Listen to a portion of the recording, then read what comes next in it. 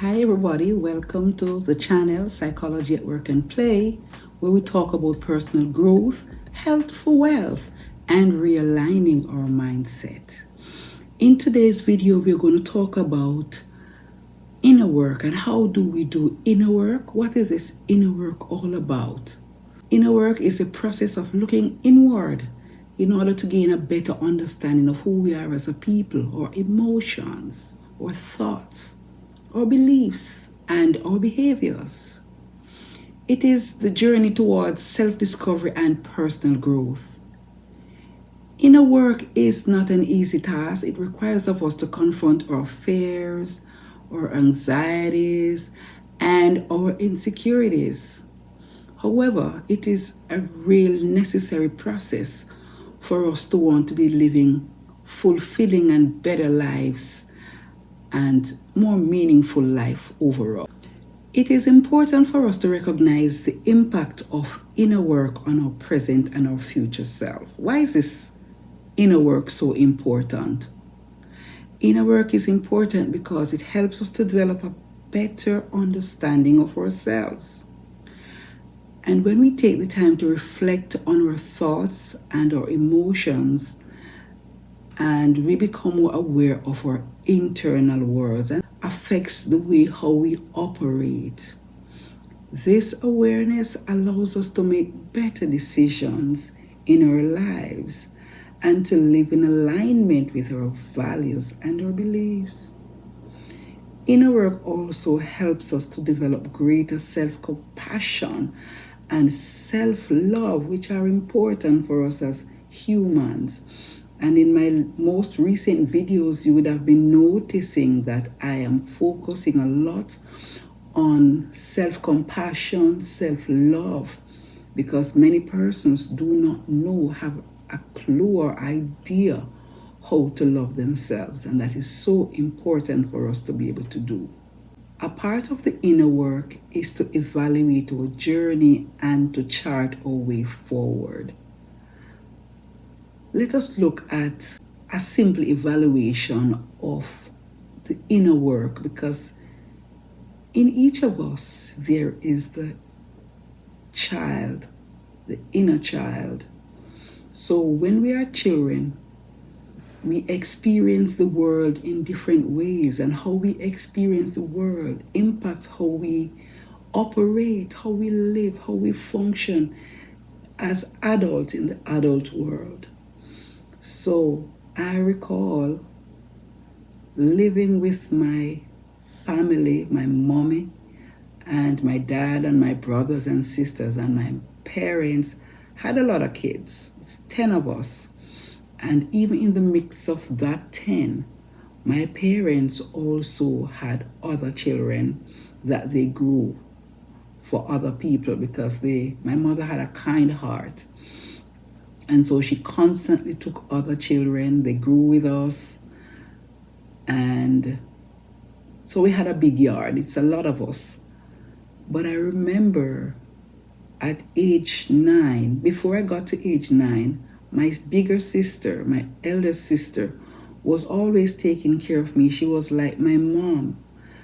And right throughout the time, I recall she had her own child, my niece, and we would, want to sleep beside her. It was a competition. It was really to see who could sleep beside her what night. So she grew up like my sister. She washed my clothes. She cooked my meals. She combed my hair. Anything at school, she was the one that would always come to represent, because my mother had a lot of stuff, because we had a lot of people living at the house. So she was always focusing on the bigger picture. And so my sisters helped to grow us. And then as I got to age 9, I was also sent to live with another sister who lived in another parish. She was remarkable. She impacted my life. I walked in her footsteps, and the career path that I took, it's really her footsteps I was following. These are positions that she had over the years in her professional space. I lived with her, but some reason I wasn't very happy living there. It was much different from where I grew up. where I grew up had a lot of children, a lot of fun activities going on. She was a more serious person, more focused on professional growth, greater control, monitoring, that kind of thing. And children generally don't want that. We want what we want.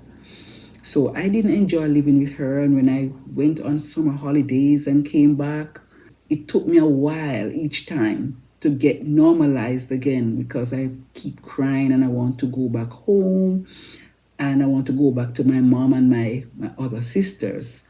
Eventually, at one point, living with my sister, she had to go to university to complete another year of her studies. And so she left me with a good friend of hers, lovely lady. But my experience during the time living with her also caused me to become a little skeptical. She had her partner, and we were confined to our rooms 90% of the time. When we do come out, we had to go to the table and get the table fixed up, and it was for a meal. After that, we had to retreat to our bedrooms. And that year was very productive for me, because that was the year when I did my exams that decided which high school I was going to go. So I did very well. And maybe some of that discipline is important, for our progress and our future growth.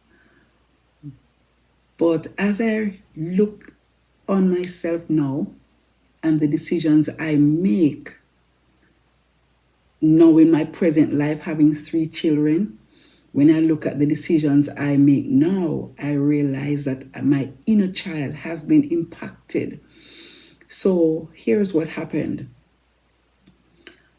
I did not know, and in my deep subconscious, I had issues with the fact that I was sent to live with other persons as a child. My inner child is saying to me that I wasn't safe. I didn't feel comfortable about all that happened. And what that has caused is, as a mother now of 3 children, I am holding on to these children for dear life. They are not allowed to go to live with other people. They're not allowed to live on their own. And now, even at age 52, my children are still living with me, 3 adult children. They come home to live with me. They have their children, and they have their husbands and wives. They have their partners. And I keep wondering, why is it so difficult for me to let my children go? Why is it so difficult to encourage them to go and live by themselves? And even if they come up with the idea of doing that, I feel so uncomfortable. I feel so fearful for them moving about. And subconsciously, I feel that I'm the only person who is able to take care of them the way they ought to. I feel like I'm the only person who can protect them. I feel like the only person who will decide their happiness or their discomforts, because I will be present. And this is now showing me that somehow I was in my deep unawareness and in my subconscious wanted to protect me from moving around so much. So that's my inner child crying out and screaming, protect them, protect them, protect them. And so it is important for all of us to analyze our lives and to see what is it from our inner child that is impacting us in our present day situation. So the big question is, how do we do the inner work? Where do we start? The first step towards inner work is to create a space for self-reflection. And this can be done through meditation, journaling, or simply taking a walk in nature. It is important to find a space where you feel comfortable and can be alone with your thoughts. From this space, you can start to explore your emotions and your thoughts, just as I did. One of the ways to start the inner work is to ask yourself questions such as, what am I feeling right now? Why am I feeling this way? What are my beliefs around this situation? How can I change my thoughts to better align with my values? So it is important to approach these questions with curiosity and without judgment, because sometimes we do judge ourselves.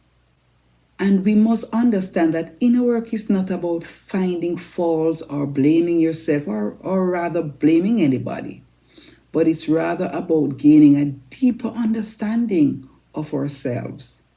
And sometimes we do have to look at the challenges that will come when you look at the inner work. Inner work can be challenging because it requires us to confront our fears, our anxieties, and our insecurities. It can be uncomfortable to explore our inner world, especially if we have been avoiding it for a long time. I can tell you it's not really comfortable. And I often wonder, why is it that I have to have my kids with me all the time? I'm only happy when they are present. If they have to go anywhere for long periods of time, it becomes worrisome. I remember my daughter at one point, she moved out and she met someone and she was living there. But then I realized that she started having some challenges and she called, Mommy, come and get me. I didn't hesitate. I didn't inform her to say, try it, see if it works. I was too very happy and too ready to go and retrieve them when life is not happening because of my inner child screaming at me that I need to protect. I need to protect. I want to share with you how you can do the inner child work because it is important. So I'm going to share with you 5 steps to do the inner child work. Because the inner child work is a therapeutic approach that helps individuals heal their emotional wounds by addressing all those unresolved issues from their childhood as what was happening with me. This type of work is based on the premise that our inner child, the younger version of ourselves, still exists within us and carries our past traumas, patterns, and emotions and impact the way we make decisions even today. So here are some steps to do the inner child work. The first thing you have to do is to recognize your inner child. Because if you don't believe that there's a child in you with issues, then it's going to be hard for you to go ahead and make any changes. So accepting that there is an inner child is the first step. You can do this by taking some time to sit in a quiet place, close your eyes, and visualize yourself as a child. Try to feel the emotions and sensations that arise within you. Step 2, identify your core wounds. The core wounds are the things that have affected you as a child and you're still carrying those feelings today. These could be emotional wounds such as feeling abandoned, a little bit of that I am feeling. It could be rejection or neglect, physical wounds such as abuse or trauma. And you can do this by journaling or, just talking to a therapist, talking to a friend, someone. Number 3, give your inner child love and acceptance. You can do this by imagining yourself as an adult, comforting and nurturing your inner child. Tell your inner child that you are loved, accepted, and safe. Number 4, release all the negative beliefs and patterns.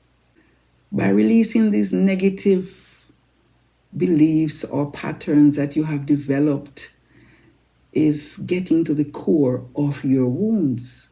You can do this by, challenging these beliefs and replacing them with positive affirmation. I am loved. I am cared for. I deserve my parents' love. I deserve the love from everybody. I am worthy of being here. I am worthy of stability. I am worthy of safety. I am worthy of all the blessings and the wonderful things this world has to offer. So positive affirmations will help. So we have to let go of the negative beliefs and all of those negative emotions that continue to hold us back. Sometimes our beliefs prevent us from being our best self. So go back to your inner child and provide these kind of reassurances, and those will slowly be healed. It will not happen overnight. It will slowly be healed, and we'll become better at it as we progress into our adult lives. Number 5, and very important, as my other previous videos would have been saying, is practice self-care. Finally, it is important to practice self-care because we treat ourselves so bad because of the things, the belittling thoughts that we have. We don't think we deserve to be nurtured and cared for. So what you need to do is go back in your inner child and nurture, take care of that child that's inside of you. This could include activities such as, meditation, yoga, or spending time with nature. In closing this video for today, I just want to reassure you that your inner child work is a powerful tool for healing your emotional wounds and cultivating self-awareness. And by recognizing and nurturing your inner child, you can develop a greater sense of self-love and acceptance and work towards a more fulfilling life. If you find value in all this information, I would appreciate you going to subscribe and hitting the like button for this channel. And I must tell all my subscribers already how much I appreciate you. I could not have been where I am right now without you. I appreciate you a whole lot. So go ahead, subscribe, like my video, and the next one will come out. You can hit the notification bell and it will inform you when my next video will be out.